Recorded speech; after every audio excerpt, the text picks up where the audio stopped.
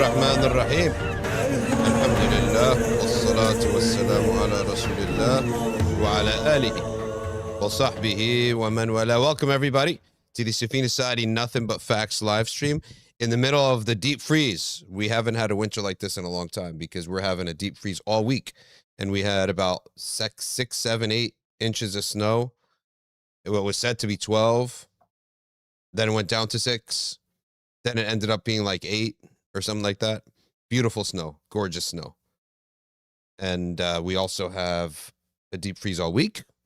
And by Friday, the temperature is again going to be under 5 degrees, 1 degree, negative degrees. And then also there's going to be snowfall again. So we had class online the last 2 Sundays, and no one wants to go out for anything, right? And yeah, hey, Kareem saying even down in Texas, they had snow. But I did manage to go to Connecticut, where I got this neat hoodie here. If you all see this, is one of the, honestly, my personal opinion, having lived in community for so long, one of the most important organizations in the country that gathers high school Muslims.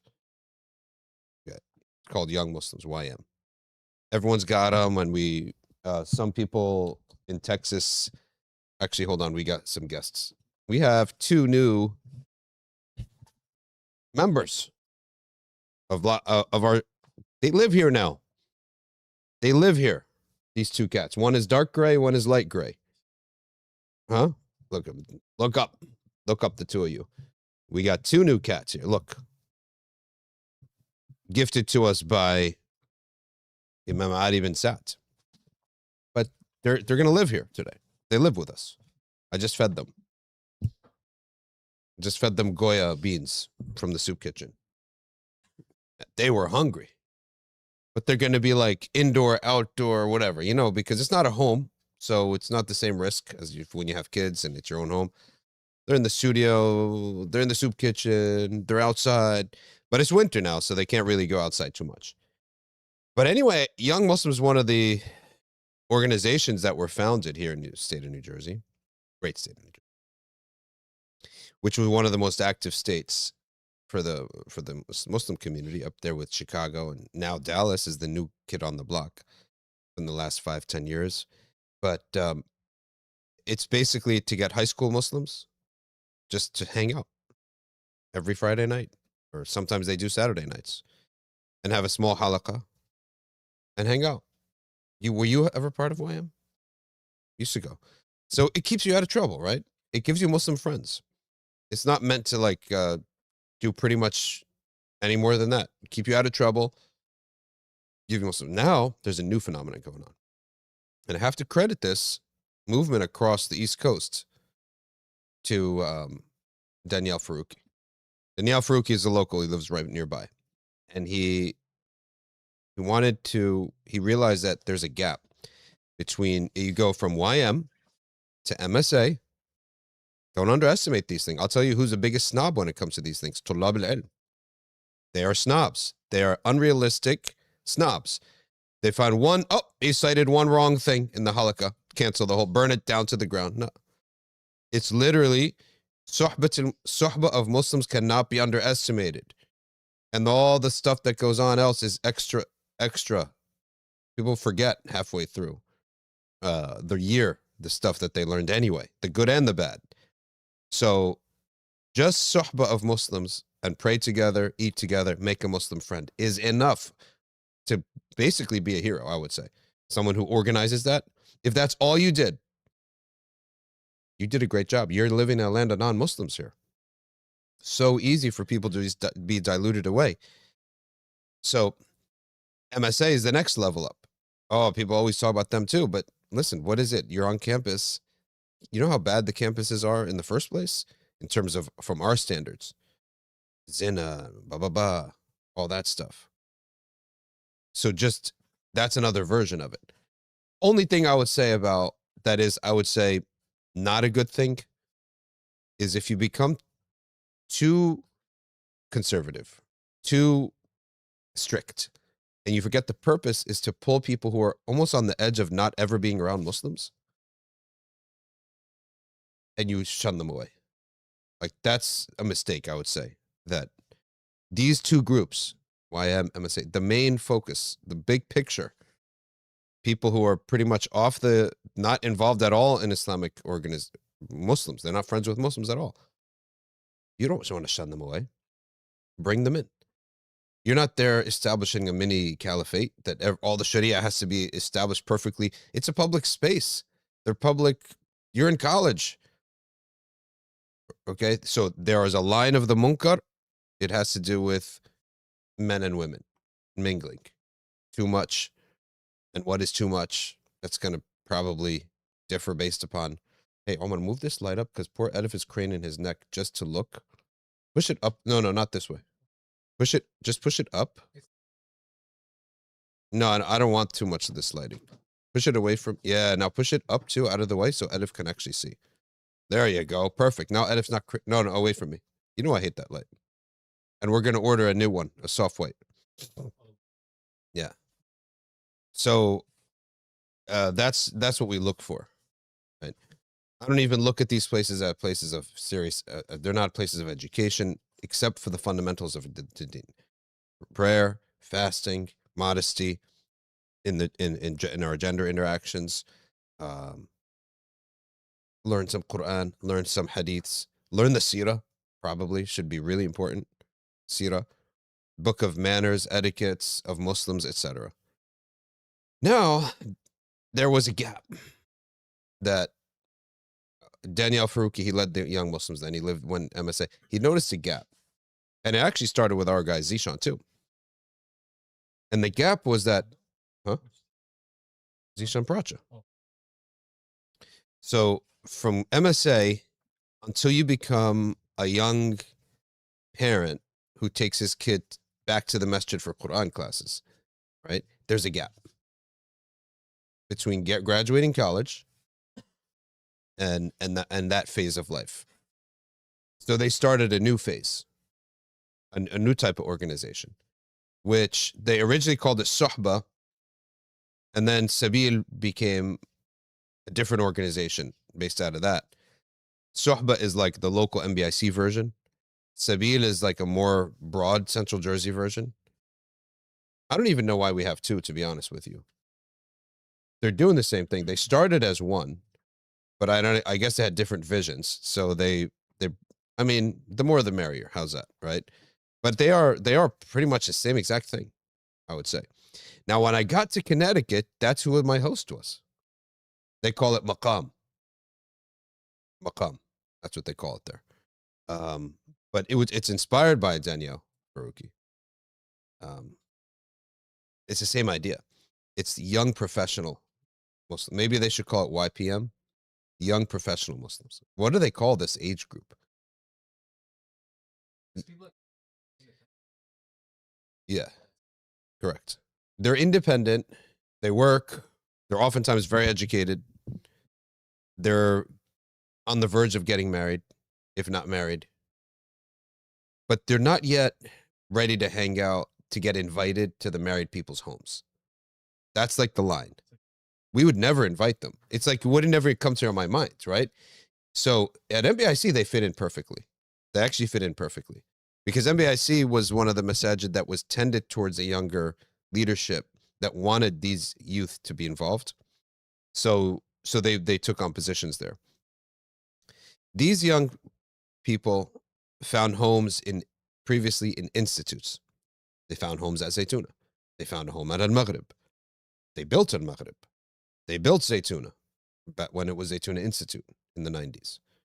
They built a lot of organizations like that. But what about the people who aren't very much in the deen? And they're not going to be students of knowledge or administrators or chasing around these classes and shuyukh. So that's a target that they focused on. The people who are in the same exact need as YM and MSA, this new type of organization is that. Now, this new type of organization has a unique thing. They're not pinned in any home. Like, so our Suhba is, but Sabeel isn't. Which I think there's positives in that they just go around different masajid. You get a different flavor. Listen to this speaker and that environment. this masjid and that environment, and so on and so forth. Whoa. Okay, so Roots is another one in Dallas. Yahya Karim is saying. So Roots is pinned to an organization. Ta'leef, ultimately, although it was for converts, it really almost spilled into that, because there's more of that to serve. A Muslim that's sort of on just needs Suhba. We have to keep in mind that there are standards. And when you're trying to meet a standard, the way to destroy it is to try to meet a higher standard. Is it him? Huh? Yeah, and NYC is another example. Oh, why don't you sit there so you can talk? Yeah, we need you to talk. Why is that mic even there? Oh, I guess for this camera setup. Okay. So in New York City, there's Ihya. Right? So Ihya is also, they just go around different masajid, but there's one that regularly says yes to them.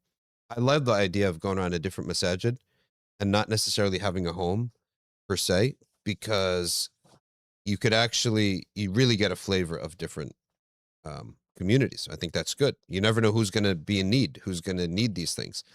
Ta'leef, I would say, Ta'leef Collective was intended for converts, but ultimately merged a little bit between converts and those young professionals who are kind of sort of lost. Osama Cannon, may Allah have mercy upon him, he passed away. Of course, he's buried in Fez, Morocco, next to Sidi Abdul Aziz al-Dabbagh. اللهم يا رب بجاه سيدنا محمد بن عبد الله صلى الله عليه وسلم اجمع بيني وبين سيدنا محمد بن عبد الله في الدنيا قبل الآخرة. That's the dhikr of Sidi Abdul Aziz al-Dabbagh, who he was taught this dhikr, and he used to say it every day. اللهم يا رب بجاه سيدنا محمد بن عبد الله صلى الله عليه وسلم اجمع بيني وبين سيدنا محمد بن عبد الله في الدنيا قبل الآخرة. That was his dhikr that he always said. But in any event, Ta'leef was started for converts, ended up being a lot for these young professionals, so it merged in both. Osama rahimahullah used to call them new and recommitting Muslims. That's how he handled it. New and recommitting Muslims. So, but I think there is a big difference between a new and a recommitting Muslim. A new Muslim has zeal.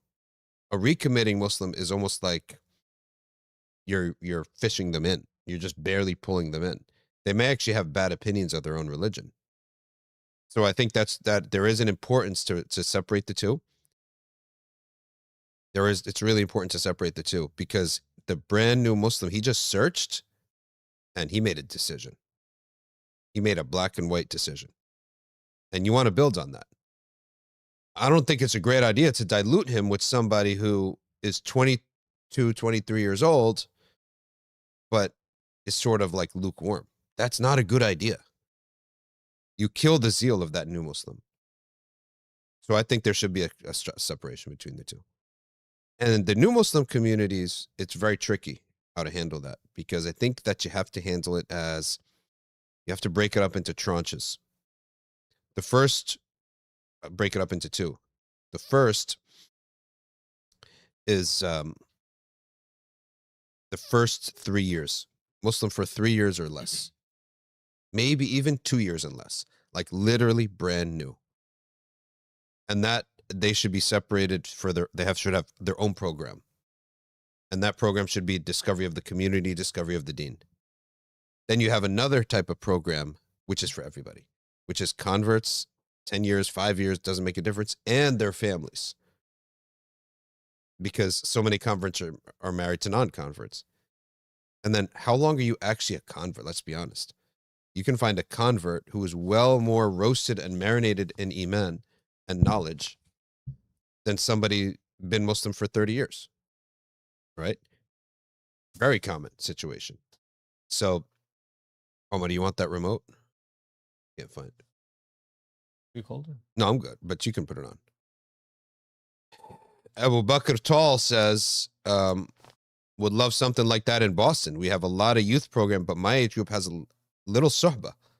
I mostly hang out with college student or elders, but I'm young and married. So Abu Bakr Tall has hit it right on the head. That's exactly the category that Zishan and Danielle ended up founding. Now, this is a beautiful young hoodie, because when I went to Connecticut, that group was the host. And we did a fundraiser basically for the Syrian forum. And Syrian Forum does the education in Syria. SAMS, Syrian American Muslim Society. I don't know what they stand for actually. If Muslims, Syrian American Medical Society. They do only medical stuff. Let me look it up actually. So and then there was White Helmets that did emergency stuff, but the founder of White Helmets, the founder actually became a minister, was selected to be a minister. So he took his whole org with him. So there used to be 3 organizations, Syrian American Medical Society, and they would only do medical stuff. Then Syrian Forum, and they would only do educational stuff. And White Helmets, which would only do emergency, like direct, like earthquake, stuff like that. And so White Helmets is now gone. It's actually the official government, so they don't need it anymore. They don't need our help anymore, Westerners' help. So all these little groups are coming up, and I'm a promoter of as many groups as possible, provided they don't hit each other. They don't hurt each other. Why? Because you just let people do work. If you gathered all the groups in one, how many amirs are you going to have? 1 amir, right? And like 5 helpers. But if you have 3 different groups, how many amirs do you have? You have 3 amirs. Don't underestimate that being an amir teaches you something. He transforms. Some people need to be given responsibilities in order to transform. The key is they should work together and not against each other. That's the key understanding here. They should work together and they shouldn't really work against each other. There's a beautiful piece of artwork on the back. I wish you could see it. It's of the Berlin. It's like a water painting of the Berlin Mosque, Berlin, Connecticut, in the back of the hoodie. I wish I could show you, and maybe they could put it on the front next time. But nonetheless, so that's essentially what happened in Connecticut and Maqam, that type of group. All the people when I was in Connecticut, like just born, maybe 5 years old or 7 years old, they're now joining that. And there were tons of youth. I thought it sort of ironic that they ran a fundraiser because that age group, they don't have money, right? Any money that they do have, they spend it on artisanal Yemeni chai or something like that for $7 a cup this big. Crazy prices. Insane price. This would be like $15. This cup. Half a cup like this, $7. Yeah, obviously you guys, they don't have the amount of responsibilities yet. And they're spending their money on that crazy stuff. So let's now talk about the subject after oh, by the way, there was another thing, which was really unique, I felt. A youth-run masjid in Ansonia, Connecticut. When I got there, it was a church that used to be a synagogue, so it went through all Abrahamic faiths. I guess this is like symbolic of the actual reality of things. So it was a synagogue, then it became a church, now it's a masjid. And the whole program was also this age group, these young professional age group, graduates, but not yet the type of full-fledged parent adults. So the leader of that masjid, though, was a Hanbali from the University of Medina, who was a Hanbali, just like Sheikh John Starling, traditional Hanbali, who was teaching Hanbali fiqh there. And he was like, I think maybe one of the only shuyukh, at least that I know of, in Connecticut that teaches with the chain of transmission. Teaches fiqh in one of the 4 madhabs on the chain, and he teaches qala'id al-aqyan and traditional Hanbali aqidah. So I thought, subhanAllah, I think we're due. We're just going to do it, the Hanbali intensive. I don't know. I think we may have more shuyukh than Hanabila, actual students. But you never know who's out there. Just never know. So I think we got to do it. Because him, very knowledgeable, young man. Sheikh John Starling, Dr. Hazm al-Hajj, Sheikh Ahmed Mitwalli. Who else?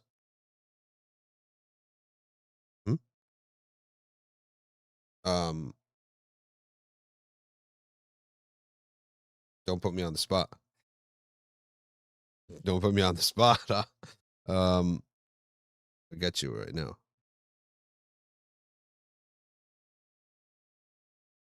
Get your name. They also gave me a nice hoodie too. Sheikh Hamza, his name is. In Connecticut. His name is Sheikh Hamza. Harith or Hamza. Now you put me on the spot. Everything was going good. They're probably feeling great about themselves. Okay. In Connecticut. His name is either Hamza or Harith because they're two, and I confused the two. His buddy, his assistant, and him in Connecticut, in Sonia, Connecticut, west of New Haven. And then they had a church, and amazingly, the Qibla was exactly the direction of how the church was built. Because you know when it's one of the drives you nuts when it's like 20 degrees off, 30 degrees off. By the way, the Qibla, when you're this far from the Haram, and you cannot forget from this far, when you cannot even see, forget halfway across the world, there is so much leeway that allows you to build parallel, perpendicular, however you need to build. You do not have to be the laser point, because we deem that compass, no matter what technology, is all dhanni ad-dilala in the first place. Okay? No matter how perfect you imagine it to be, the compass, the direction, it's dhanni ad-dilala. It is not qat'i ad-dilala. The only thing that's qat'i ad-dilala, qat'i, absolutely explicit, have 100% fact, is seeing the Qibla. Okay? Yes, the compass is a good direction. It's a general direction. And even if they imagine it and claim it to be 99.99999%, good. It's not 100% fact. Okay? So you have wiggle room up to 20 degrees one way, 20 degrees another way. So that when a person builds a masjid or a musalla qibla in his home, if it's facing the wall, would be the most ideal thing. But it's like 10 degrees off, no problem. 15 degrees off, no problem. You have to keep that in mind. Some people, they remember the religion of the non-educated in fiqh. It's almost like a different religion. I'm telling you, they prioritize what is not a priority. They give no wiggle room where there's no wiggle room. Huh? Where there's wiggle room. They give no wiggle room where there is wiggle room. And they prioritize what is not a priority. And they de-escalate what actually is the most important thing. I remember a guy in England, hilarious situation, very nice people. I had a classmate in England, is Moroccan, and me and him hated. We had to take this Islamic studies class, garbage. We hated this stuff. Anyway, his dad owns a restaurant, and his sister ended up, a British guy fell in love with his sister, so they want to get married. So they pulled me in. And the dad said, well, he's got to take his shahada. So I gave him shahada. The guy said, oh, no problem. I'll be a Muslim. Took a shahada. Now, what was the hang up here? Was the hang up that does the man study aqidah? Did he study his deen at all? No, that wasn't the hang up. Was the hang up that that he didn't learn how to pray? No. Was the hang up that did he commit to raising his kids on Islam? That wasn't the hang up. What was the hang up? He's not circumcised. That's the hang up. That was the linchpin. Dude went to the hospital and got himself circumcised, right? Now, what would we say in Islam? Say that's not the issue. And number two, nobody can circumcise him. That would involve revealing his aura, except himself or his wife. Those are the only people who can circumcise an adult, himself or his wife. It's a sunnah. This is not the issue. The issue should be, does he know what tawheed is? Does he firmly believe in Allah and his messenger? Did he study the seerah for 1 second even? Did he study salah and zakah and siyam and tahara, etc.? Is he committed to teaching his kids Islam and raising them on Islam? Does he drink, still have a drinking problem? Does he have an STD? And it's no offense just because he's non-Muslim, but we all know what's going on, right? Everyone knows this. Does he have an STD should be another question. Because if you're like 25, 26, 27 years old and you're getting married and you're just a dude with no religion, I would assume, what motivation do you have to have stayed a virgin? You have no motivation. Outside religion, there's no motivation at all to do any of this stuff, right? None of those were the questions. Is he circumcised? That's why I'm telling you, the religion of the ignorant, it's a total different looking religion than the religion of a learned person. But by the way, sometimes the sincerity is better, right? Sometimes the sincerity, because you should see how when an ignorant person walks up to a sheikh, right? Awe, the greatest awe in the world. Whereas when you're a student of knowledge, just 3-4 years student of knowledge, and you learn the masail and you know what views are, you immediately dismiss half the shiyukh. 25% are not even worthy of adab anymore in your imagination.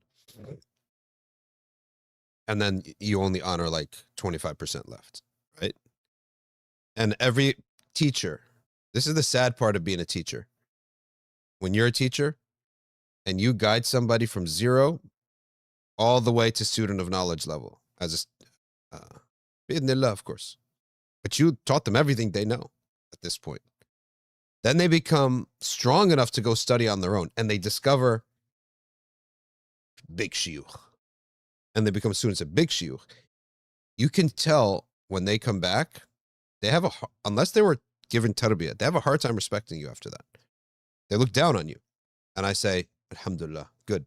Because that makes the work solely for the sake of Allah, right? He'll learn his adab.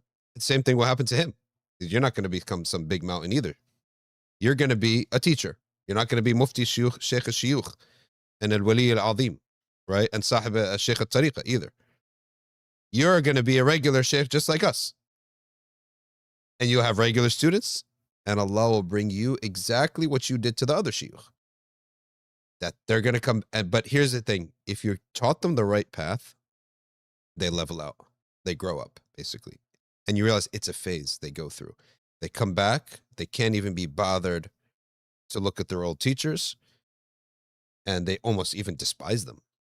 But give them a few years of having their own students and sometimes their own kids. Then they realize the value of honoring their elders, regardless of their elders' real or perceived shortcomings. Just having lived and kept up iman, and let alone kept up dawah, they honor them. Okay. If somebody says they have a genetic disorder, should I reveal that in marriage? The answer is yes, if it pertains to the sexual function. What did the greatest interviewer call it? The functions, basically. If it pertains to that, you must say it. If it pertains to not that, but very close to that. Let's say a man has a severe scar, unlookable, you can't even look at it, on his chest. That would need to be, that as a recommendation to be revealed. As you get closer to in the marriage process, you have to say, I need to give you some FYIs here. Because it's understood that they will see each other without their shirts on. A huge mole. But if he doesn't say anything, just on the validity of the marriage, if he doesn't say anything, and then she gets upset, or he gets upset, the marriage is still, it's not invalidated just because of that. If it was sexual, it is invalidated. However, I would not like anyone to do that to me, and you definitely shouldn't do it to anybody else. So if you have a severe thing, it's not, Zohaib got it, the natural obligations. Everyone knows it. A lot of guys know it. That's one of those things. Every year, watch the video every year, once a year. Wait, which one is it? Why are you gay? Oh, Yeah, once a year. Okay. And every generation that rises, yeah, I have a son. He's 5 years old. yeah, play tribute. When he hits 9, 10, 11 years old, son, I got something to show you. Tribute. Right? Every generation.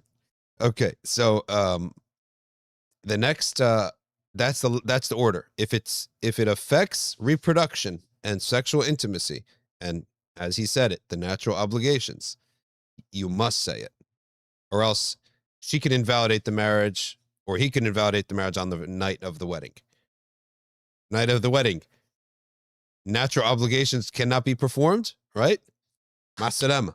She goes home, or he goes home, tells, hey, you sold me false goods here, right? This is cheating. The marriage is nullified on the spot. No need for it to say talaq. Nullified. And of course you should have a judge to do that, or an imam to give the final pronouncement. But Mustafa Ahmed here is saying, what's the natural obligations? He's a rookie. Guys, put him the link. Because Mustafa Ahmed, you're not really part of NBF yet if you don't know what we're talking about. Okay, the greatest interview of all time. Okay, Initiate him. He's got to be initiated. There's certain things you got to know. You got to know. There's certain things you got to know about this live stream. You got to know what the madhabs are. You got to know what kalam is.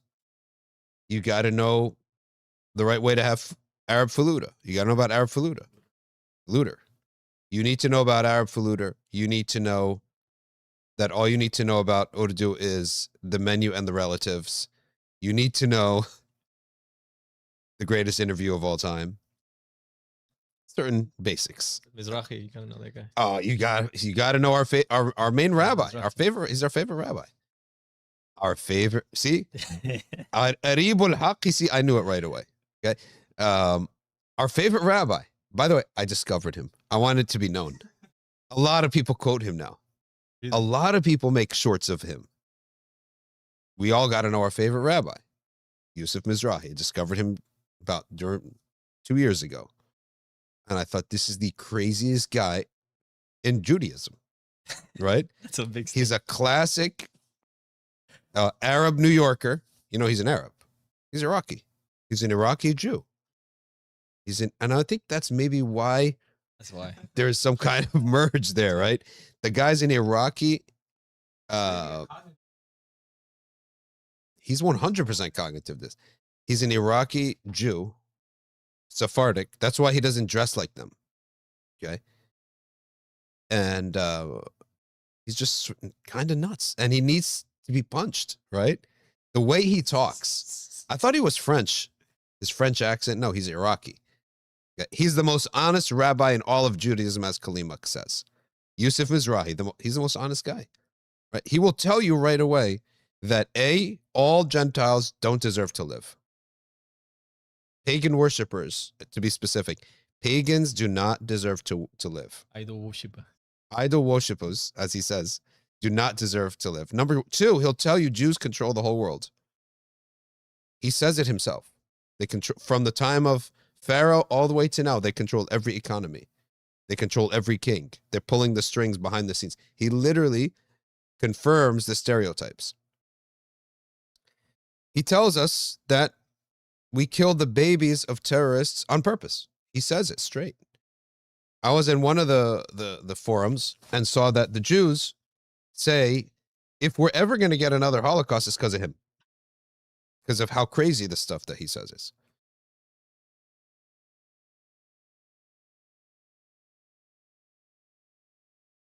He sits at his pulpit to give the Saturday talk that they give on the Sabbath without any notes. And he just goes on and on and on. And he says stuff that I actually thought was amazing. He says something that I say now.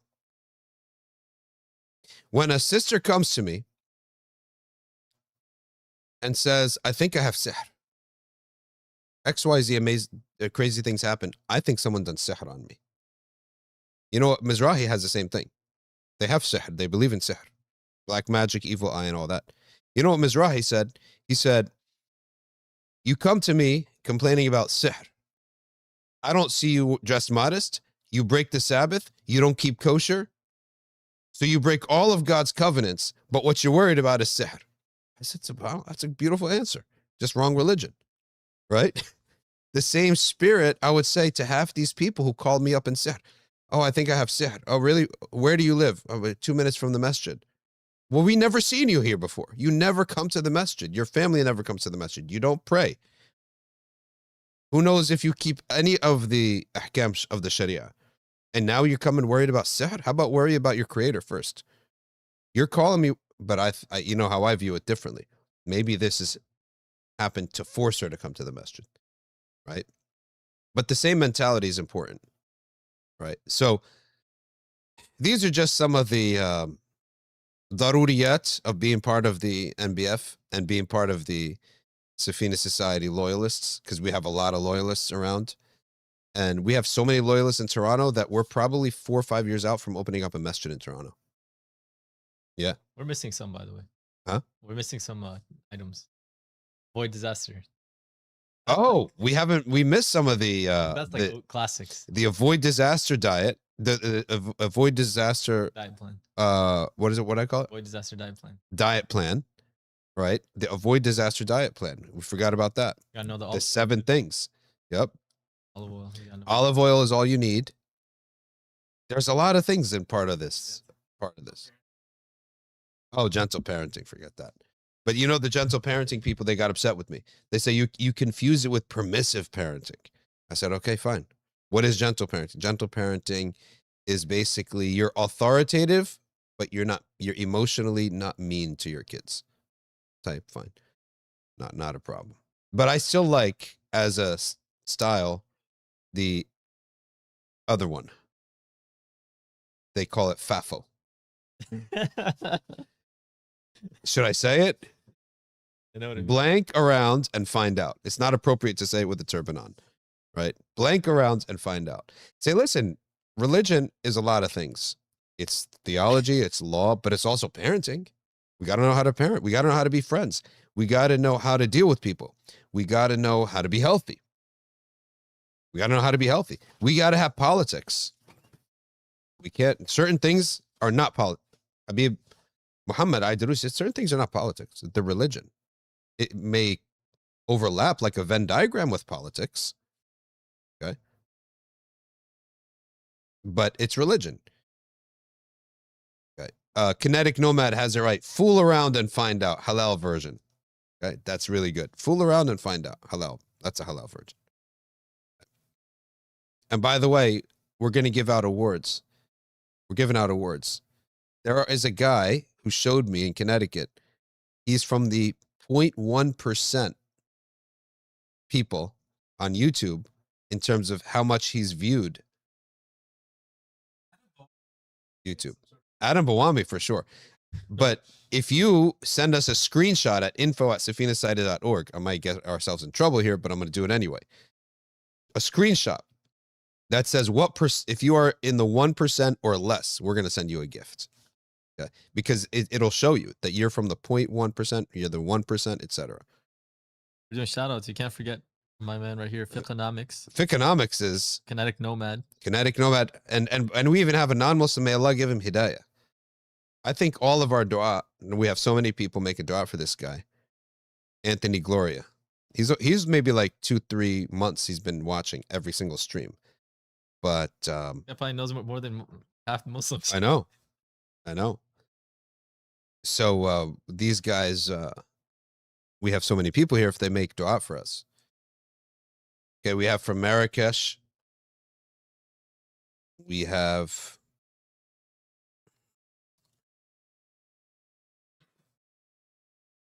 from London. We got a lot of people. And here's the thing.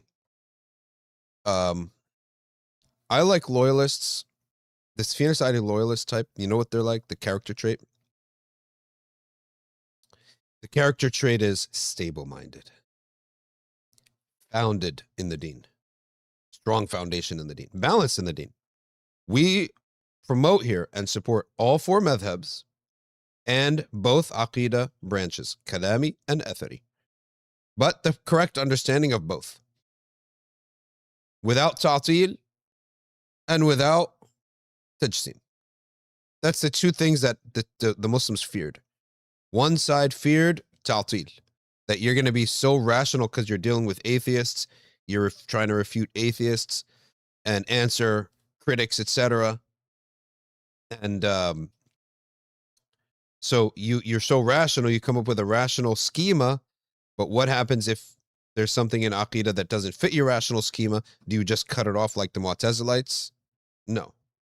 That's the problem with the Kalam. Mu'tazilism is essentially a Kalam school that went astray. Al-Khawarij, if you look at what they care about, is the Attar. But they went astray too. How would an Athari approach go astray if you misunderstand what the verses mean? Right? If so, on one hand, it's Tatil. On the other hand, it's really not just Tajsim.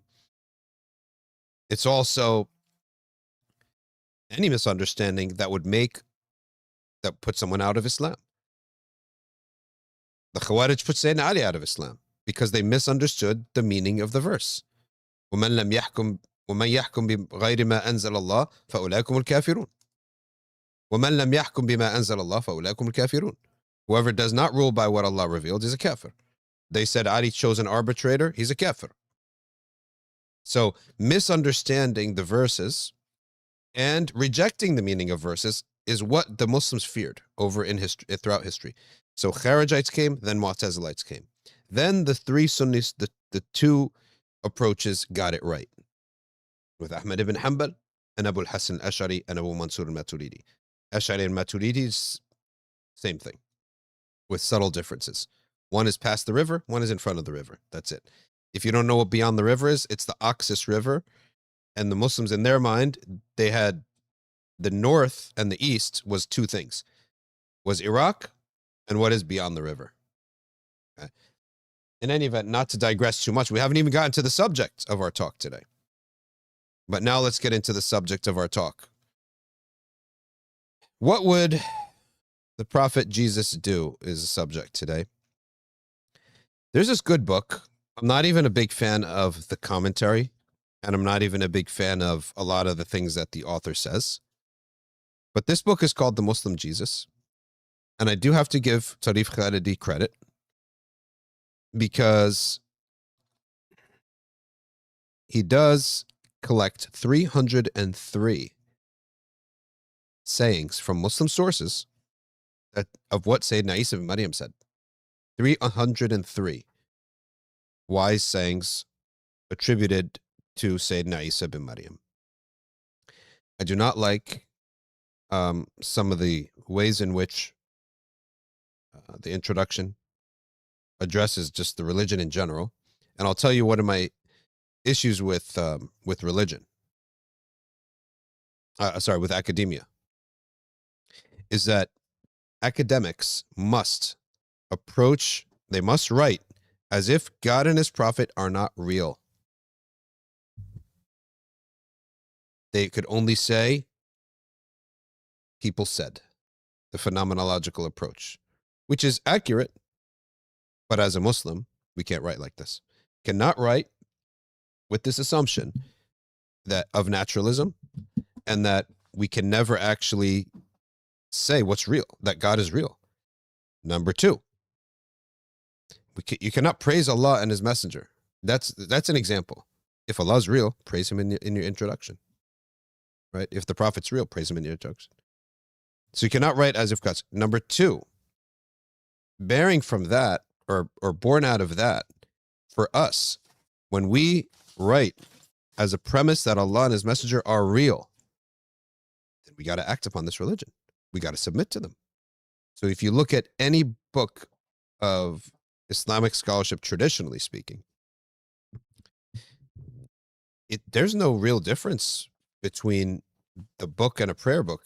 Their prayers are intertwined. They always have wa'adh, right? You got to talk about hell. May Allah protect us from it. Right? When we're talking about Islam, the whole purpose is to act upon it.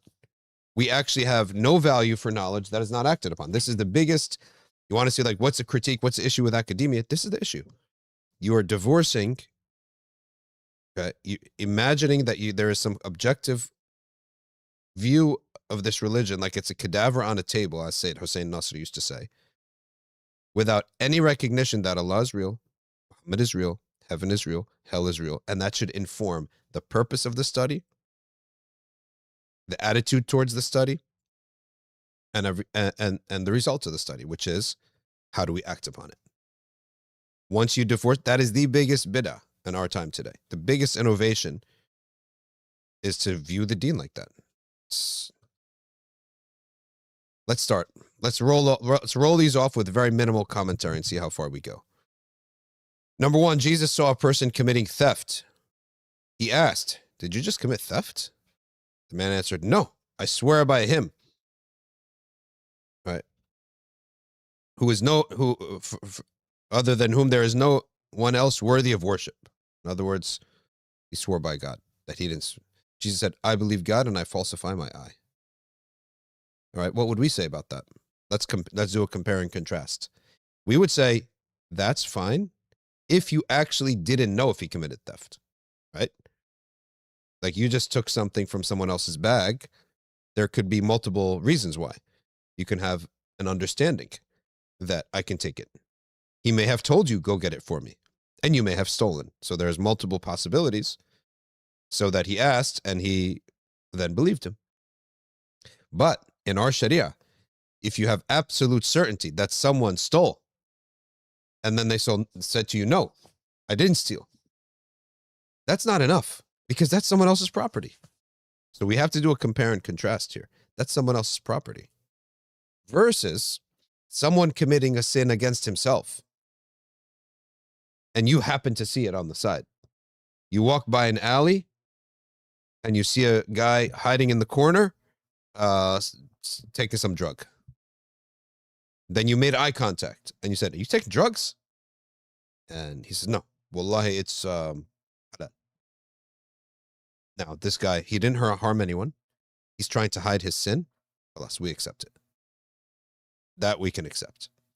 Let's take a third scenario. He's not hiding. He's out in public. He's out in public, in front of everybody, drinking beer, drinking whiskey. And you see it right in front of you.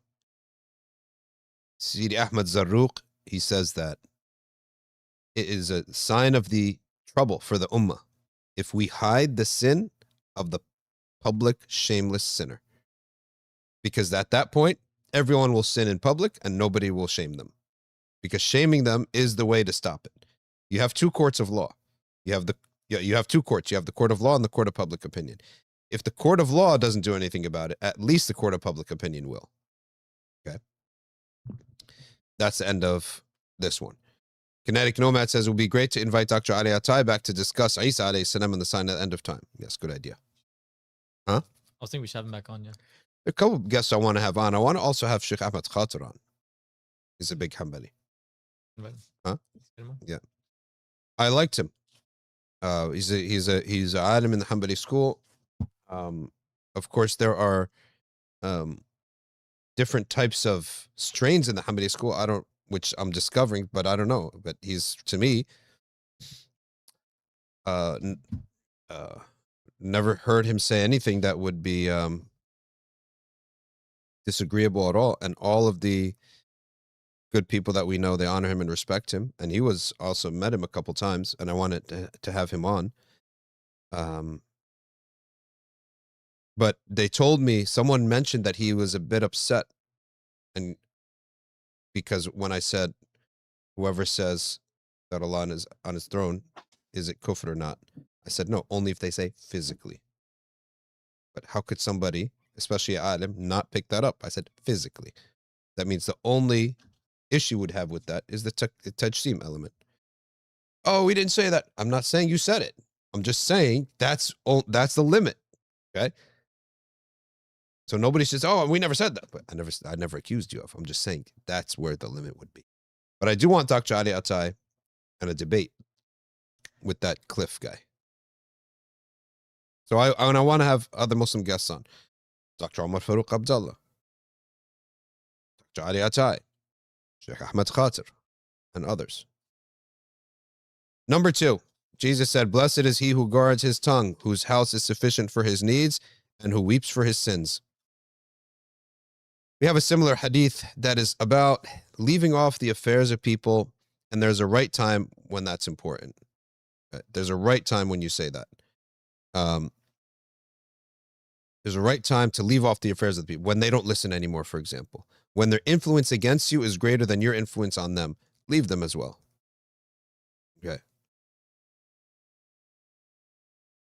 Blessed is he who guards his tongue. Watch out for your tongue. Walzam baitak. We have a hadith, Elzam darak. There's a hadith stating that. Wabki ala khati'atik. Weep for your sins. This was narrated by Abdullah ibn al-Mubarak. The first one was actually narrated by Hammam ibn Munabbih in Sahifat Hammam, and it's found in Sahih Muslim as well.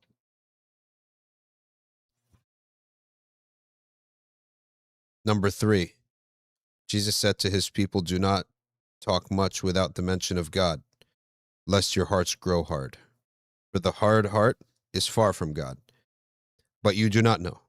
Do not examine the sins of people as though you were lords, but examine them rather as though you are servants. Men are of two kinds, the sick and the healthy. Be merciful to the sick and give thanks to God for the healthy. That's physical health and spiritual health. Let's talk about this too. It's very important for all of us to be very comfortable with dhikrillah in our gatherings, such that when you have a gathering, when you invite people for dinner, when you go out for coffee, there should be some remembrance of Allah at the beginning or the end. That remembrance of Allah could be one person listening to a surah and everyone reciting a surah and everyone listening. Not everyone is comfortable or accepts the fiqh of group recitation. We accept that. Okay. And by the way, this is something that is acceptable in the Hanbali school. This is another reason a lot of these guys got upset. But my position stands. In the Hanbali school, to recite the Quran all at once in one voice is allowed. The Quran is the greatest of all adhkar. So I asked a Hanbali on WhatsApp, I said, do you guys do a qiyas on all the other dhikr? Because that's the greatest dhikr. And then you can make a qiyas on that. And he said, yes, we do. Therefore, awrad can be done in one voice too. Okay. I mean, the Quran is the greatest. Now, someone says, there's no qiyas in ibadat. I say, you do make qiyas in ibadat. In the Hanbali school does have a difference of opinion on al-ijhar, al-jahru bil-niyya in the salah. Do we say the niyyah out loud? I intend to do salat al-dhuhr. And some of them said yes, because in Hajj we do. That's qiyas in ibadat. And Ibn Taymiyyah says no, because the raising of the hands while standing suffices for that. Whereas Hajj does not necessarily have a line where I'm in ihram and out of ihram, right? So you have to make say the niyyah out loud. So they do have qiyas in ibadat. Secondly, the original statement was an ijtihad by al-Buhuti, in which he permitted recitation of Quran out loud. What did he, in a group, what did he make that ijtihad based off of? Okay. That's based upon an aqli basis. So I'm just making naql here. And some of the Hanabila said, no, it's Quran out loud only, nothing else. I said, type, that seems to be an ikhtilaf, maybe between my source and maybe others and this source. But regardless, if a group of a jama'ah or a community do not do that, it's no problem. There's still ways to do dhikr. One person recites, everyone listens. Or everyone recites a page. Or ma tayassar, whatever's easy. Maybe some people don't know how to recite, some people do know how to recite. In Sousse, Morocco, there's a beautiful community. They said the shabab there were taught no majlis, even if you're going to hang out for coffee, even if you're watching soccer, even watching anything. No majlis ends without Surat Yasin. If it's the daytime, Surat al-Mulk if it's the nighttime.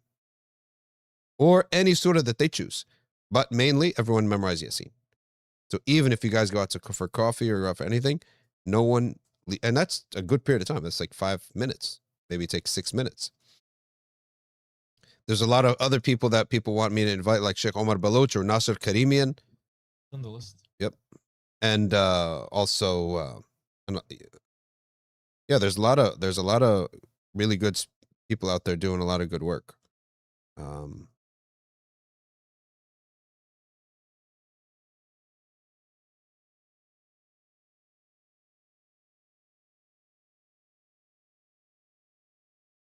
There's Karim Kosenda too. Sure. Yep. Okay.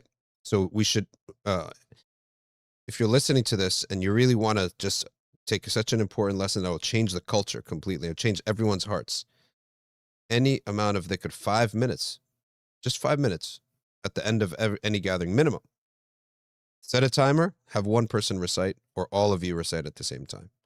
And let's say nobody knows how to read Arabic. All right, just say astaghfirullah for a minute. La ilaha illallah for a minute. Salah on the Prophet for a minute. Subhanallah bihamdi subhanallah al-azim for a minute. Right? That's 4 adhkar right there. Give me one more. Hasbi Allah wa ni'mal wakeel. La hawla wa la quwwata illa billah. La ilaha illa anta subhanaka inni kuntu min adh-dhalimin. For a minute. Altogether, purifies our hearts from all the sins that we take on. Number 4. Oh, Elif, if you can timestamp the sayings. Yeah. So if you haven't started, you can just start from now. Saying number 4. Jesus said, if it is a day of fasting for one of you, let him anoint his head and beard and wipe his lips so that people will not know that he is fasting. If he gives with the right hand, let him hide this from the left hand. If he prays, let him pull down the door curtain, close the door. God apportions praise as he apportions livelihood.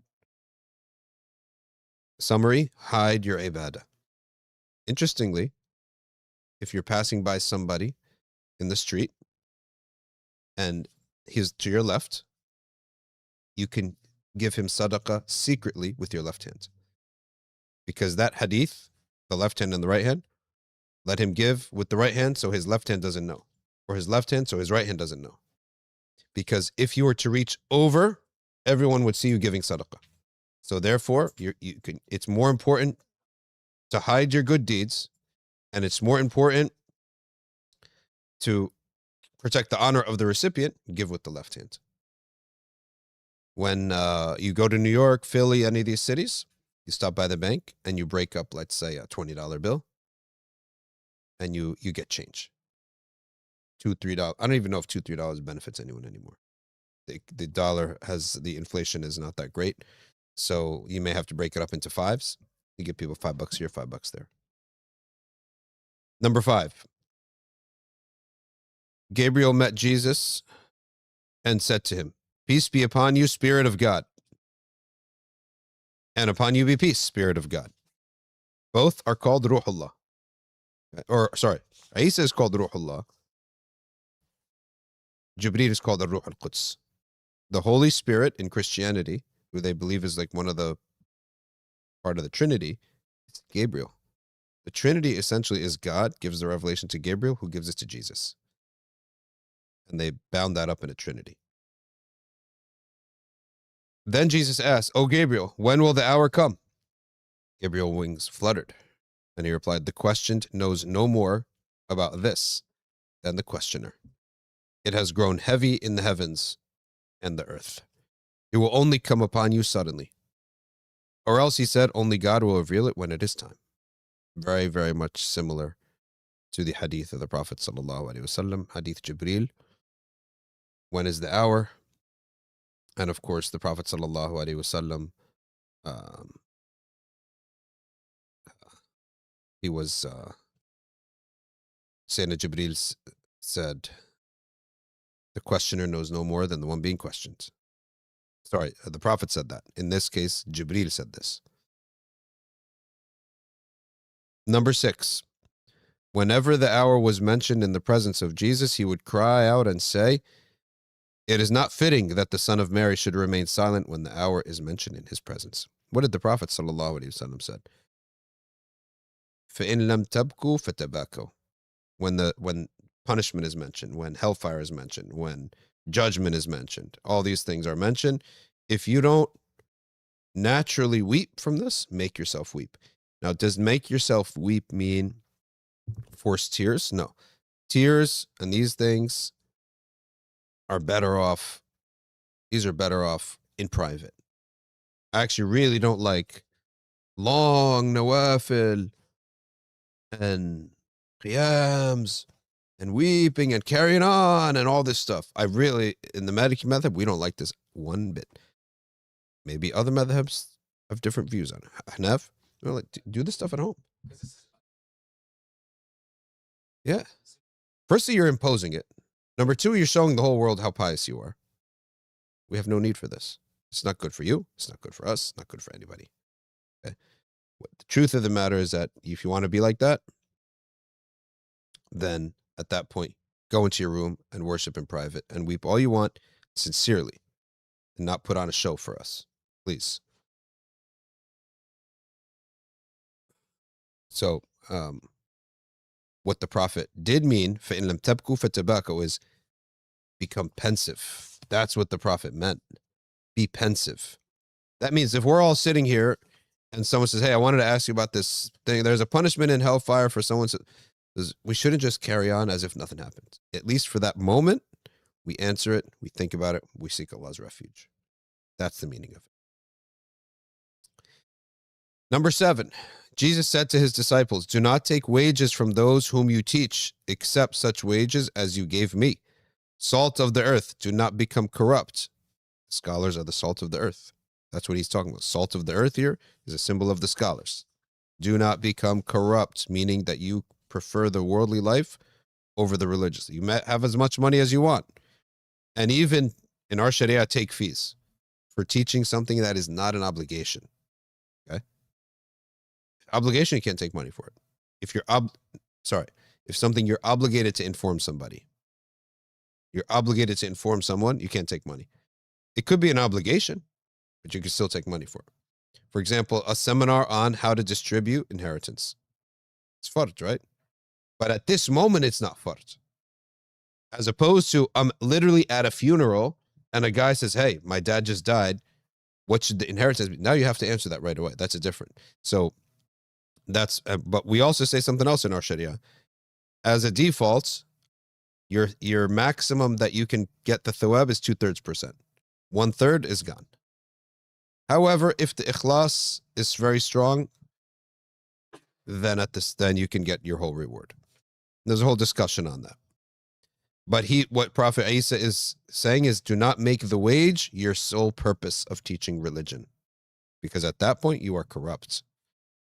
He says here, everything when it becomes corrupt can be treated with salt. In other words, knowledge and scholarship can cure everything. But if salt is corrupted, it has no remedy. Know that you possess 2 traits of ignorance: laughter without cause for wonder, and mourning and nap without wakefulness. In other words, what corrupts a person? 2 traits of ignorance, he's saying to his companions here. You laugh too much. You take life too lightly. You're not being serious. You're not being serious. And morning nap without wakefulness. You're lazy. This is what we call khas yuridul am. It's a general thing, a specific thing, but he means a general spirit, a general principle. The specific thing, you're just laughing too much, meaning you're not taking the matter seriously. And then you're sleeping in the morning. What he means is you are lazy. You're not hard workers. Literally, like 2 of the biggest problems. Because everything gets messed up in a joke now. You know, these comedians and like everything people's messed up. Yep. All right. To go for like joking about something. Yeah. It's like on Sharia. Yeah.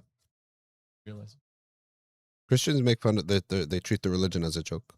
They just made a movie, Jews and Christians, about David. Everything to them is a joke. I saw really even one guy saying that he baptized his baby. He put him in a Bills jersey.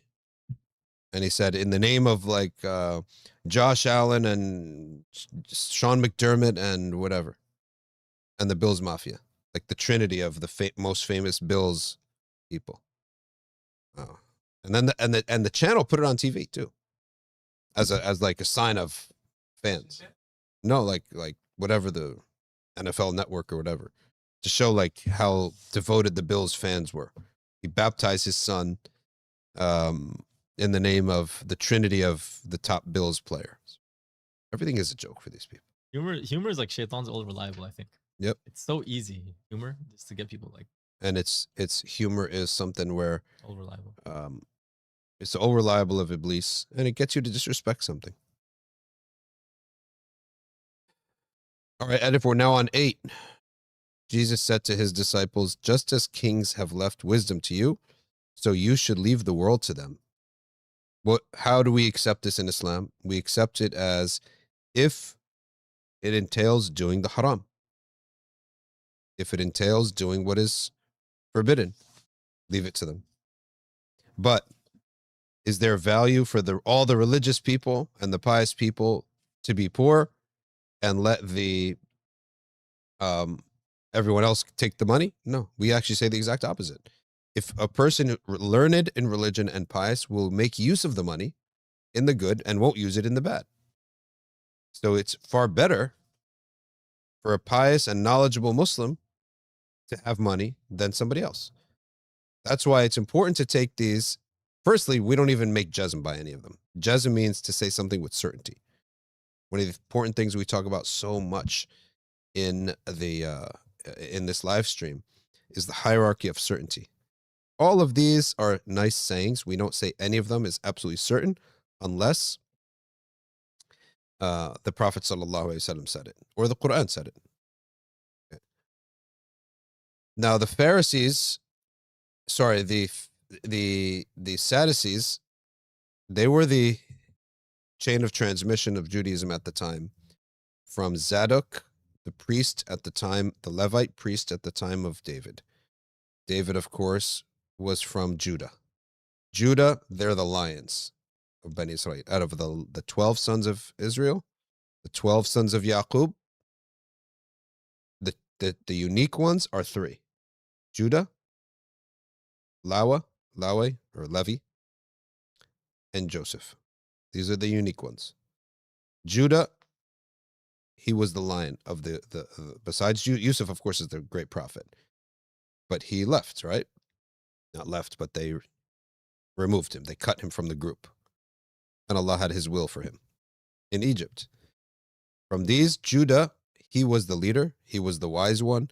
He was the one who decreased their sin when they wanted to kill him. He was the one who refused. He's the one who said, let's go back because he's such a good king. We'll get more money and food. We'll get more food and resources. He was the one who refused to go back home and face his father when they lost Binyamin. Judah was the leader. Yehuda was the leader from day one. And the people became called Jews because they were always the kings. The line of Judah always represented the kings, all of them except for one, which was Talut, who was from the weakest of lineages, which is the lineage of Binyamin. Smallest of lineages, never had big positions or anything. Sayyidina Dawood is from Yehuda. Sayyidina Isa is from Yehuda. Of course, through his mother, Maryam. Right? So that's the line, Yehuda. The second one is the Levites. The priesthood and many prophets were from Levites. Then thirdly, Prophet Yusuf alayhi salam. Prophet Yusuf alayhi salam, he had 2 sons, and on his deathbed, Sayyidina Yaqub elevated them to the level of the sons. So that gives us how many tribes? 13 tribes. So the 2 sons of Yusuf alayhi salam got elevated that you are also a tribe by yourselves. Each one of you is a tribe by yourself. So there is no tribe of Yusuf. They're divided into 2. The tribe of Yusuf is divided into 2. It's 13. Okay? Tribes. So how do we end up with 12 tribes? Because the Levites were the religious scholars.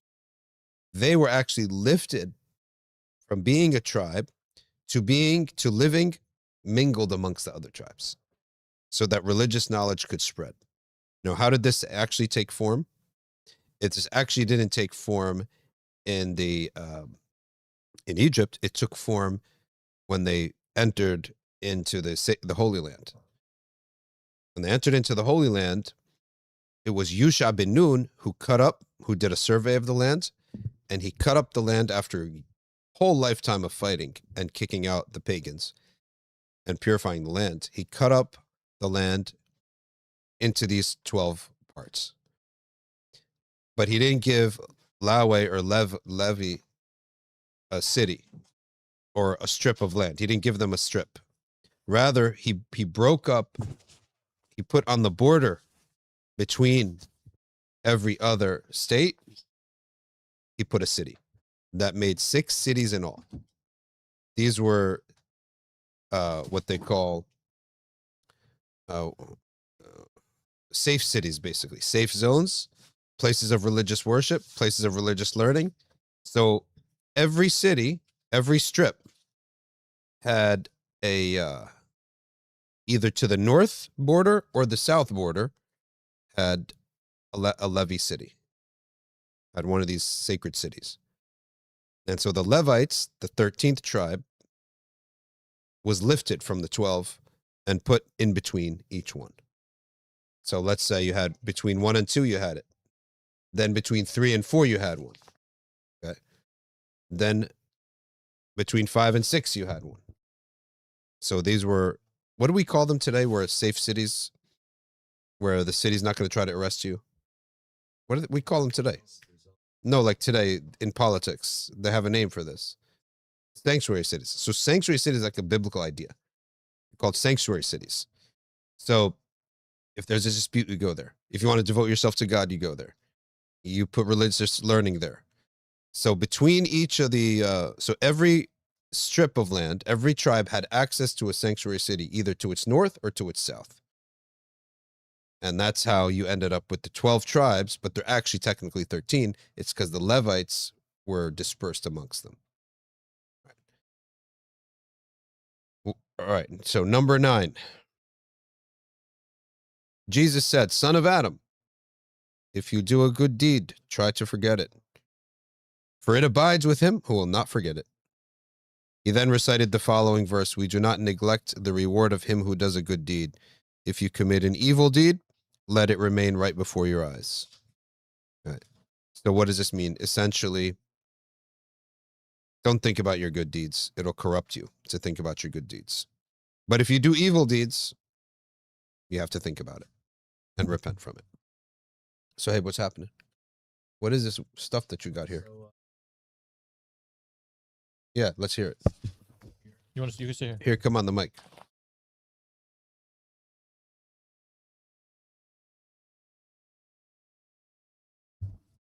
Assalamualaikum.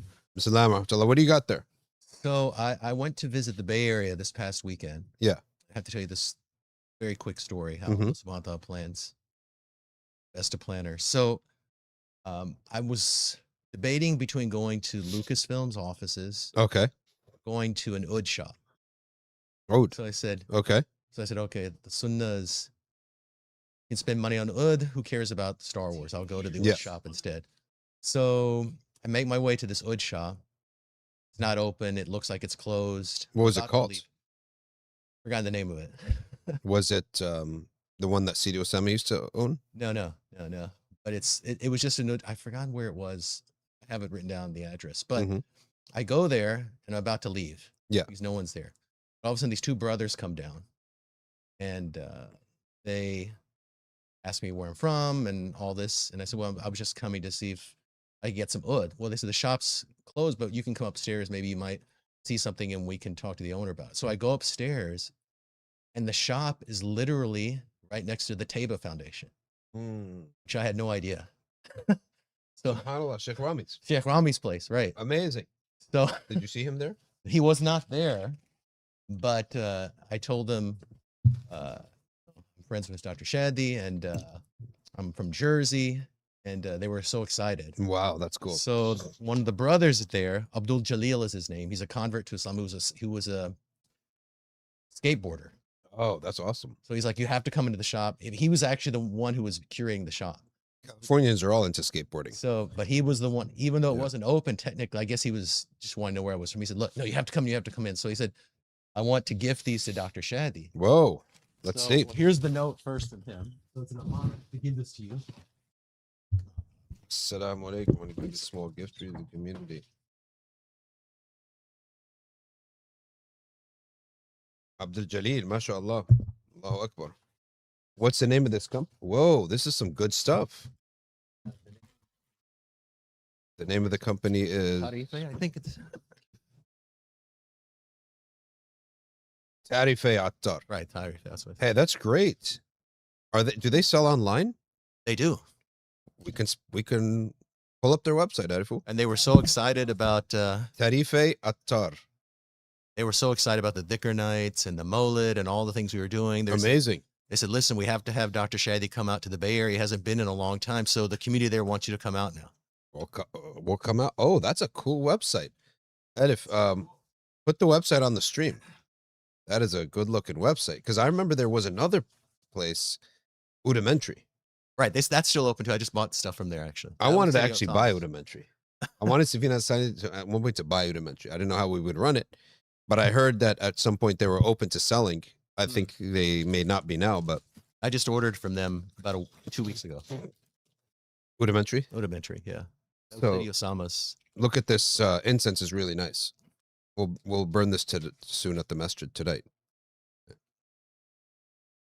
But it was strange, I just went there. I went for no other purpose, and then Subhanallah, that's amazing. I get to find out where Sheikh Rami's institute great. is.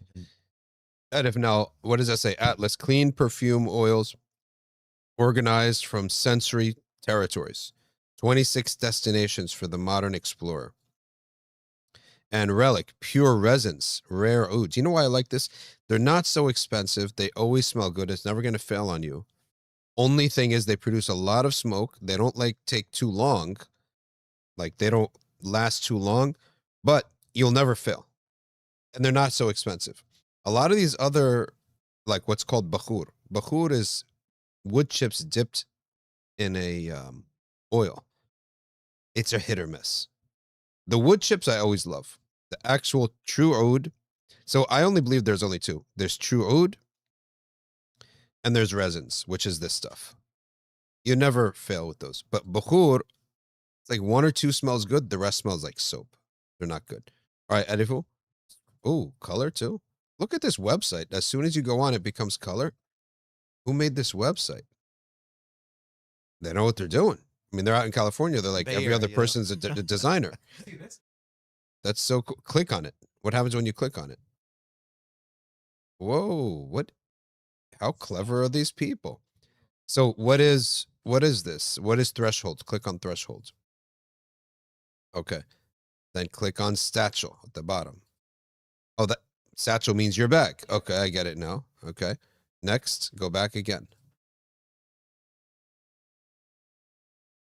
Okay, that's really good. Let's take a look at all of the stuff that they have to burn. Resins, I love them. And then what about, oh, these are the oud. Kashmiri, Majmua. Wow. I like this website. Put the link of the website onto the chat, please. Ooh, look at that. That's a great picture. First of all, that's like some serious photography right there.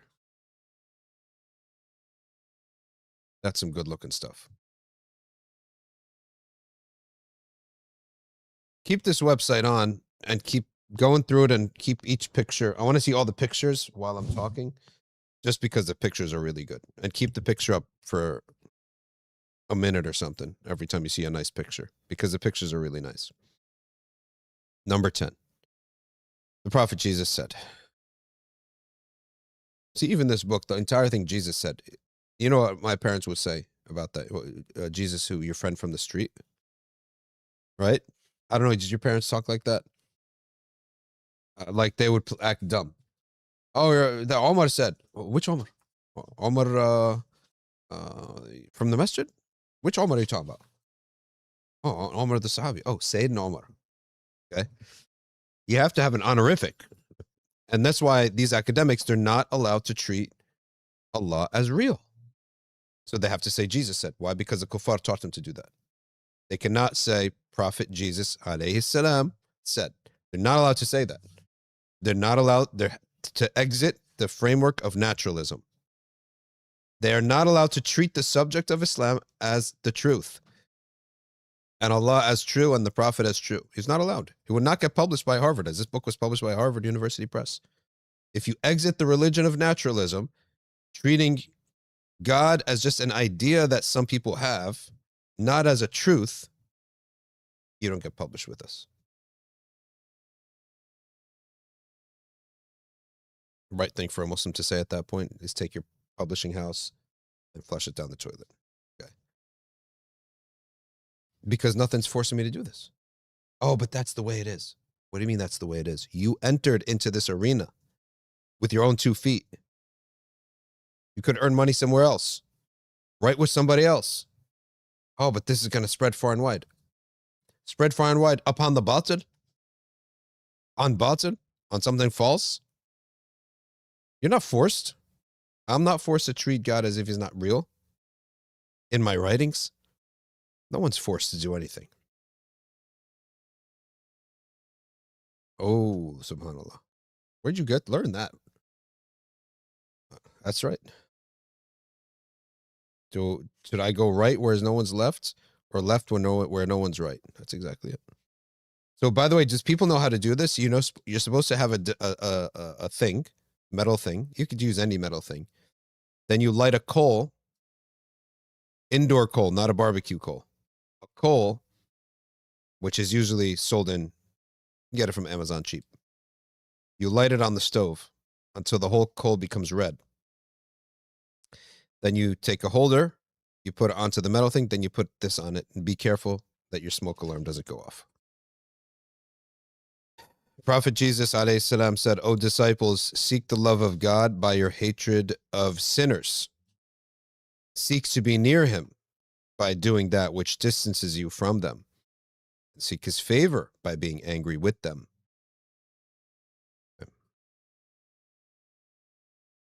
He said, this is apparently Imam Malik. I do not know which command he began with. I don't know. He says he, and then he has brackets Malik. I don't know. They said, Spirit of God, whose company then shall we keep?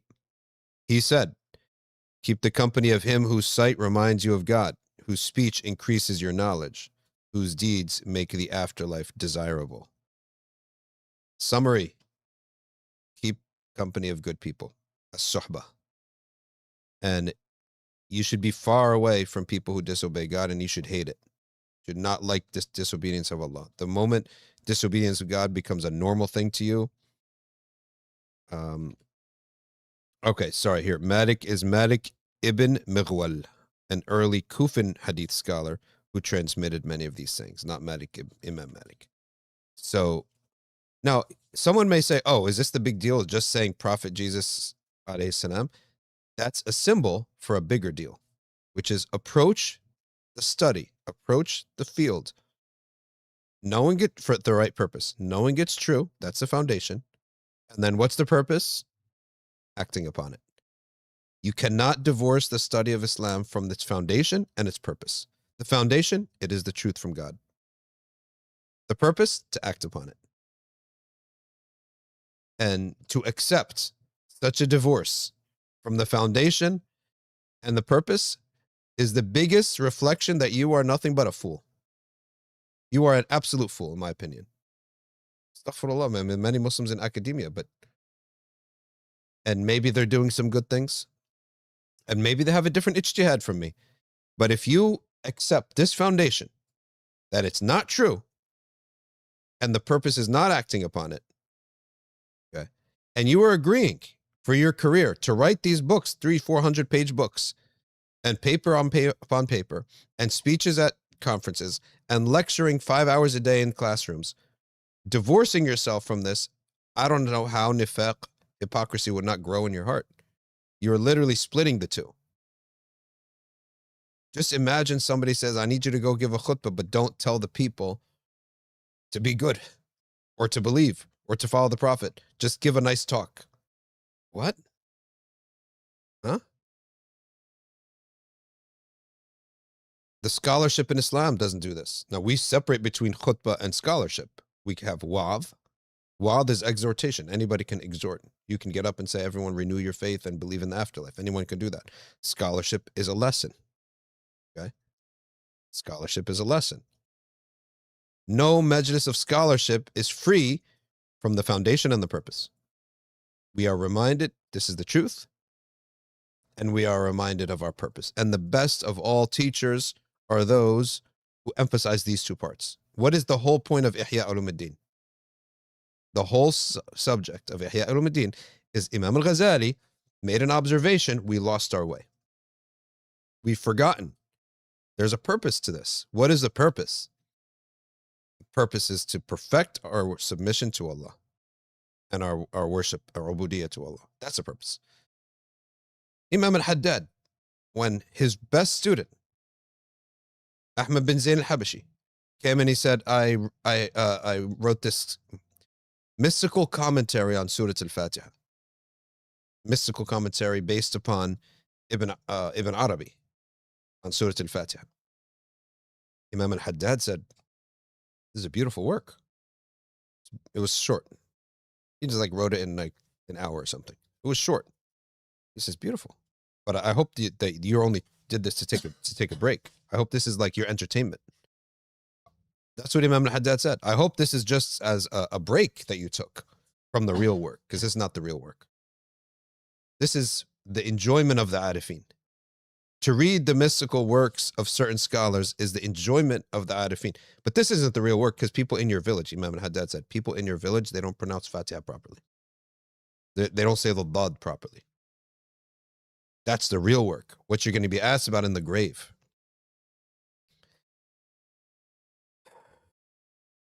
What about the saying in Islam that love your neighbor as you love yourself? We expand it, actually, in both ways. We say, none of you fully have perfected your iman until you love for yourself what you love for your brother. That means beyond the neighbor. Number two, Jibreel, the Prophet ﷺ said, Jibreel continued to advise me on the rights of the neighbor until I thought he would inherit. That means your neighbor. Why is the neighbor so important? You can really make someone's life miserable if you're a bad neighbor. Today, the good neighbor is just someone who minds his own business. Nobody really expects anyone to be knocking. Actually, people may not like that in America. Knocking every once in a while, chit-chatting. We might not like that. Some countries, it's the opposite. Some people, it's the opposite. So you have to measure it out. There are some neighbors, for sure, I know the best thing to be a neighbor with him, the best characteristic is to wave, smile, once a week maybe, once a month maybe. He does not want to talk. I know that for sure. That's fine. I might be like that with some others too. But there are other neighbors, they do expect some emotional support.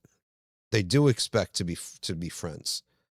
So everyone's different. So you have to ensure that you're not harming your neighbor, and you have to be there for your neighbor when he is suffering. All right, Arifun. Number 11. The Prophet Isa alayhi salam used to tell his followers, take the mosque as your home and your house as a stopping place. That means the bulk of your time should be in the masjid, and your home is just a place where you eat and sleep. Eat from the plants of the wilderness and escape from this world in peace. What he means is keep your food halal. You don't need a lot. This is really the way we live in Ramadan.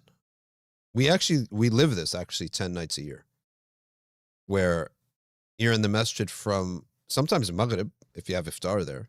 We had a great sunnah, actually. Every time people used to do iftars in their homes, we all pretty much agreed to just do them in the masjid. Firstly, you can invite more people. Number two, you invite the fuqara. These home iftars, where everyone coming is already overweight. Now you're going to be more overweight and eat the best food, and then slowly, barely make it to the masjid on time, and park the car and walk and barely catch. This is not good. Just do the iftar in the masjid. We're right there. Firstly, we all got guaranteed parking because we arrive before Maghrib. We prayed Maghrib in the masjid, Isha in the masjid. That's ribat. That's number 2. Number 3, they always say, they hold the mic, iftar today, mashallah, is by family so-and-so or family such and such. And anybody here who doesn't have iftar is also welcome. So now think about it. Most people pray Maghrib in their homes and they eat, right? So most times people who are either Ahl Barakah or they're fuqara, they're poor. They know that they get to eat with you. That's the blessing of your home, of your iftar. And then number 4, I eat what I want. I'll make wudu. Maybe take a quick walk, stretch around, and boom, I'm in the masjid 30 minutes before Isha even comes in. Resting, relaxing, doing dhikr, chit-chatting with people, and I don't have to rush and run and drive. So this is the right way to do it. And the other method is no good. It's exclusive. It excludes the fuqara. It's a lot of takalluf. The family will be cleaning the house all day, right? And if you're like us, the Arab families, if you have a guest coming by for 5 minutes, the house has to be completely cleaned, let alone you're getting 50 families coming or 50 people coming into the house. We're going to be cleaning and making sure that there's not a speck of dust under the couch even. So Ramadan is not the month for this. It's not the month for this. Then afterwards, the cleanup. Ramadan's not the month for this, right?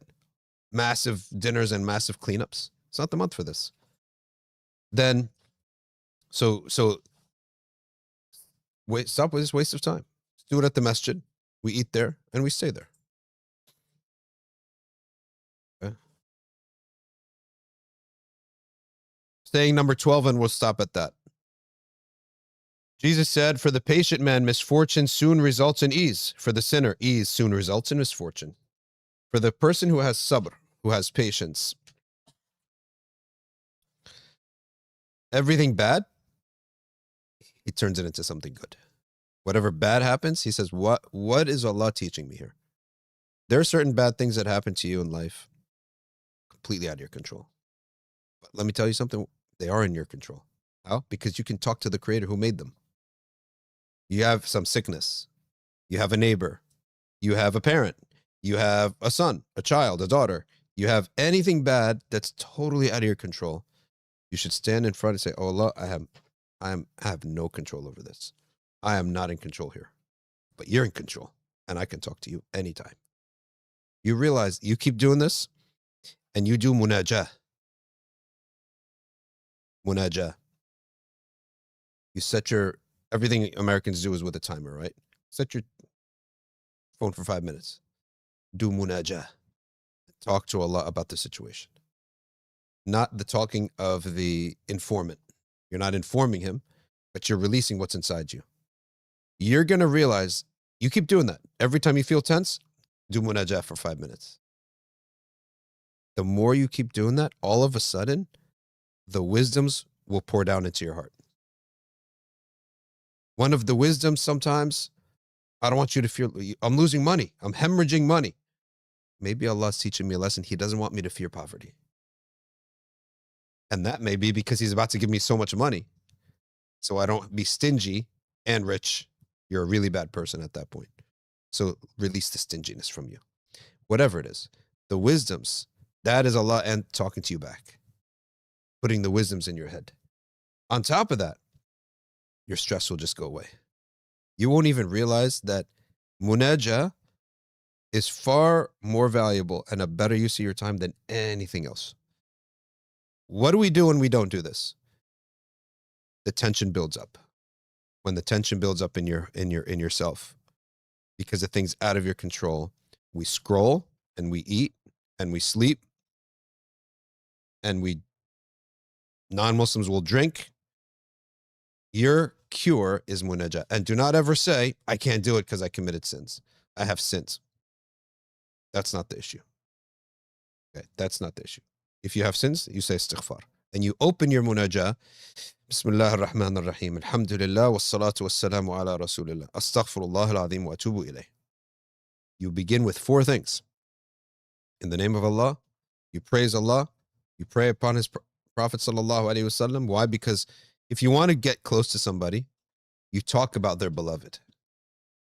That the messenger should always be intermingled with your munajah and salah upon him, because Allah loves him.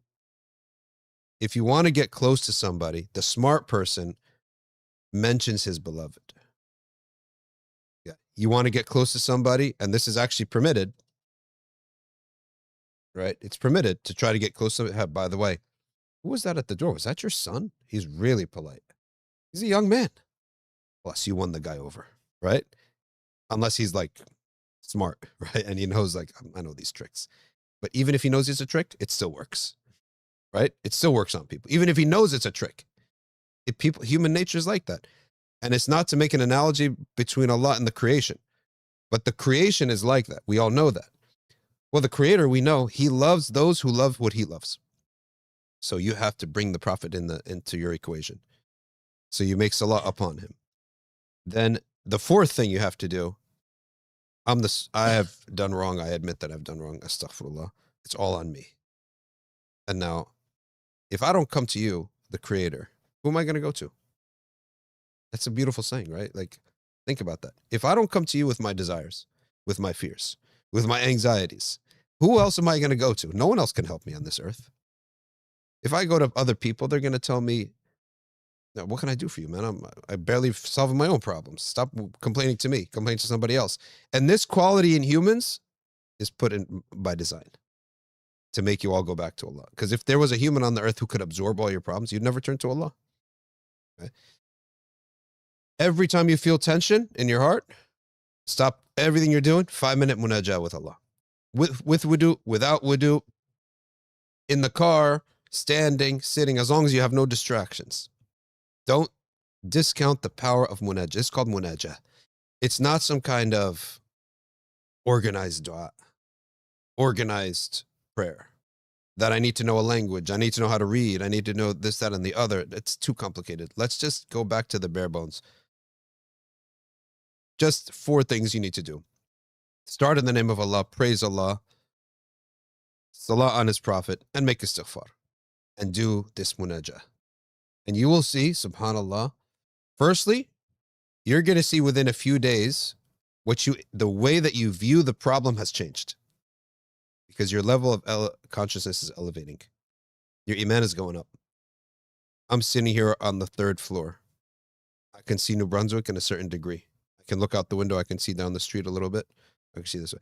If I was to be elevated up another 100 feet, I could see far more, right? I don't see this house the way I saw it before. And that's why you're going to change. Allah will change your perspective on everything. That's the first source of change, is a change of perspective. Keep going on this. Your life will literally start to change completely. Your nearness to Allah will become something so different for you. It's going to be something that this is what you prioritize. And you may even forget about your problem. You may even forget about it. Either you forget about it, or you solve it, or Allah makes it easy for you, but you have to try it.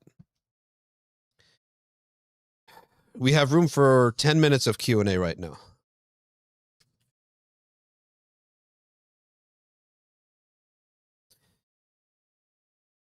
Can you watch this and comment on the city council meeting, says Hanzala Sheikh. Which city council meeting? I only watched one city council meeting in my life. You know what that city council meeting is? No. It's, let me read to you, guy with the ponytail, all the government officials, right? I pretty much can't say this on TV anymore, on public anymore, because I'm going to go be blocked by another country. Okay. I'd like to read to you, head of the Department of such and such, citizen of US, citizen of Israel, Jew. You saw that city council meeting? That's the most epic city. So now we have the Hall of Fame interview, right? We know that one. the greatest interview of all time, and the greatest city council speech of all time. Make it official. Is there a better city council speech? City council speeches are have become places of theater. There was a guy who tried to be a rapper just on city council speeches. You saw that guy? He's in Omar Suleiman city council. Guy is nuts. Oh, I saw.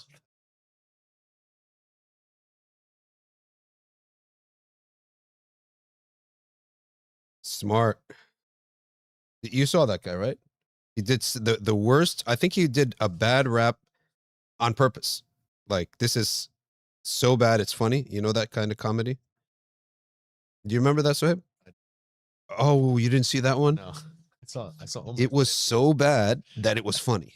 I think he must have done it on purpose. I thought you were going to say the La Cocina best one. The council meeting for that was the best one, actually. But Oh, the council meeting for La Cocina was great. He just started dancing. Jersey, man. Is this what the guy's talking about? NJ Council candidate break dances at the town meeting, and he's like a 50-year-old man with white hair, and he's rolling around like Shay Ajib. Shay Ajib. All right, let's take these questions. Is it sunnah to dress like the people of the land? Only if it is acceptable in Islam to dress that way. Muru'ah, all the awras covered, etc. That's not a problem. And also, there should always be people who always dress in the dress of prophets. The loose clothes with the turban. That's what the Habaib say.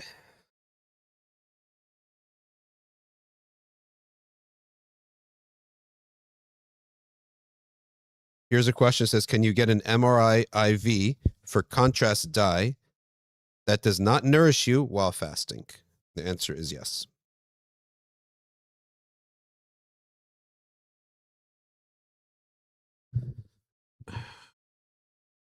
Is it true that shayateen dislike the scent of oud, musk, and bukhur?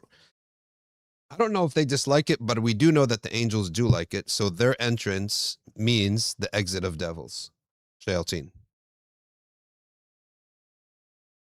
We know that the Prophet liked it, and the Prophet did it and had it lit in the masjid every dhuhr, every day at dhuhr. And we know that he did it in his majalis, and we know that Sayyidina Umar established it before Tarawih. So it's part of our deen. It's not just a culture of Arabs. I saw that scholars like Hassan al-Basri and Ibn Hazm, shouldn't be in the same sentence, considered istimna not a sin. I don't know about Hassan al-Basri saying that. And Ibn Hazm, we don't take fatwa from him, without any offense to him, but we don't take fatwa from Ibn Hazm. Yes, he has al-Muhalla. Some people said it's one of the greatest books in the tradition, but we don't take fatwa from him. Yeah. I found Ibn Hazm's attitude towards the ulama to be not an example. He was a rich young man who was not in the deen. Then he got in the deen, right? He just sit alone all day in his massive house, a massive library that he inherited from his dad in Andalus. And he went to the circles of knowledge, and he excelled beyond everybody else. He was so smart, but he had no friends. And he was one of those types who thought far more of his opinion, right? And now, people only use him when they want to. They use him for music, and they use him for istimna bil yad.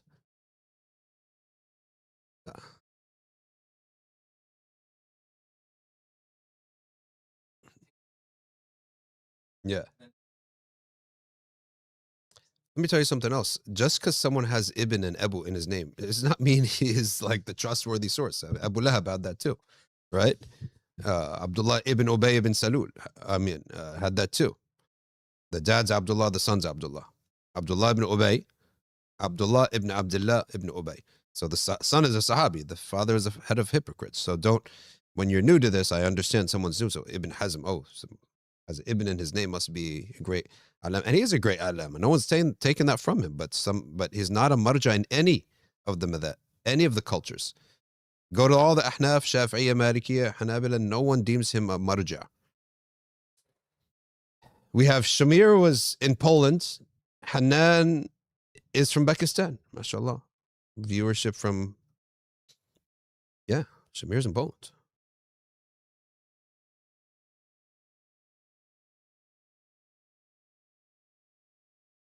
Question on masturbation. It is allowed only if you are about to commit zina. Like you are in a room with a woman and you're about to commit zina, then the lesser of two evils is always the obligation. The lesser of two evils that would for sure stop the prior evil. Okay. For sure it would stop the prior evil. Is following the minority opinion without a need haram? It's not a, I can't say it's haram, but I could definitely say it's not the way. It's not the way. It's not the way.